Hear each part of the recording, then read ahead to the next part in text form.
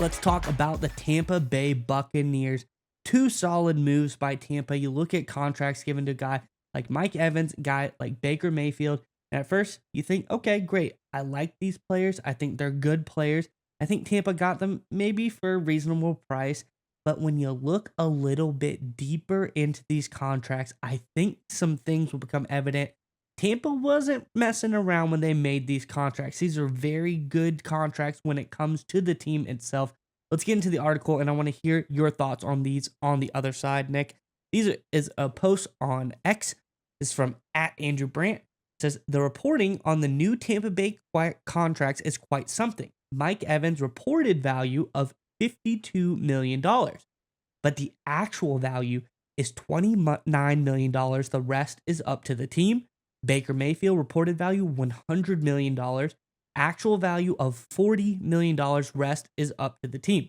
Now, Nick, it sounds confusing.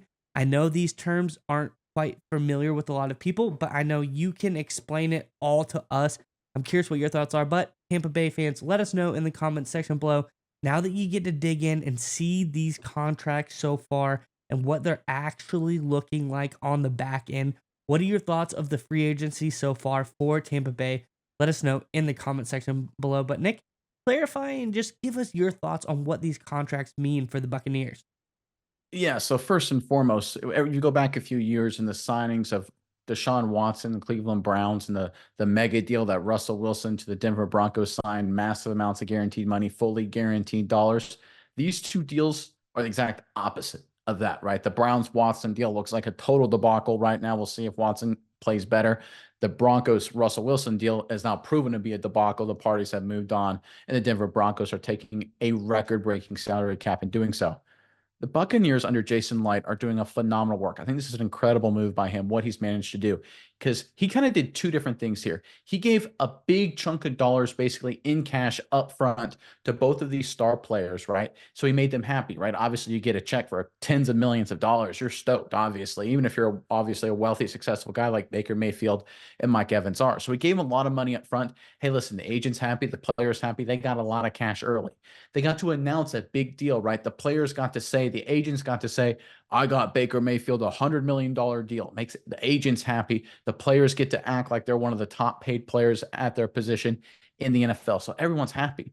But in reality, the team has so much control of these contracts. They're going to be so much less, right? And what it means in terms of how much is actually going to be there versus what was announced is that the Buccaneers at different time intervals through both of these contracts can decide to cut, trade, restructure, move dollars around, add void years. There's a lot of different legal things, contractual things the Bucs can do, and it's totally up to them. Mike Evans and Baker Mayfield have no control whatsoever in terms of getting more money, getting more dollars out of this. Jason Light has set himself up for ultimate cap flexibility. If Baker Mayfield is a dumpster fire next season, hey, guess what? They can cut him and move on, and that $40 million number, that's it. Right? The $100 million announcement goes away. Only $40 million 1 year in a hole, right? There'll be some prorated signing bonus that's spread out in the future, but much smaller than, of course, the $100 million announced. Same thing with Mike Evans. Now, let's say both these players are playing great and they want to maybe free up some cap space next year. They can now restructure, maybe add some void years to the end of deals, lower the cap hits of Mayfield and Evans, and then sign players, right? They have that option as well. Or they can just let these contracts play out as is if they think that's the best thing for them too. It doesn't matter what the Evans wants to do or what Mayfield wants to do. The Buccaneers and Jason Light have 100% total control of this contractual situation, and that's the way you lead and manage a team. That's the way a team like the Buccaneers, who I think a lot of people, myself included, going into the 2023 season was like, this is not going to be a good year. It's going to be an ugly year for Tampa, and they win the division and win a home playoff game, right? And they really, really had a good chance to beat the Detroit Lions. To be totally honest with you, I think the Buccaneers, because of smart management and smart leadership like this, will be in contention again next season. The Falcons got a lot better. I think that's the battle between Tampa and Atlanta for the NFC South. But I tell you what they're doing is just so smart and so impressive at the top of the front office. It deserves to be commended. They're the anti-Cleveland Browns. They're the anti-Denver Broncos. And that's why they surprise a lot of people.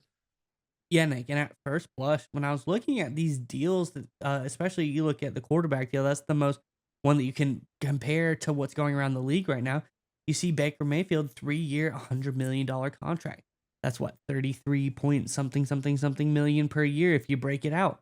that sounds like a pretty good deal in its own right. But the fact that Light was able to come in and break these things down even further, give themselves more outs, more control, and as you said, even the ability to make it go further down the line if they're liking these players as well. It just shows this front office of the Tampa Bay Buccaneers, they have a game plan. They are masters at negotiating the contracts and salary cap.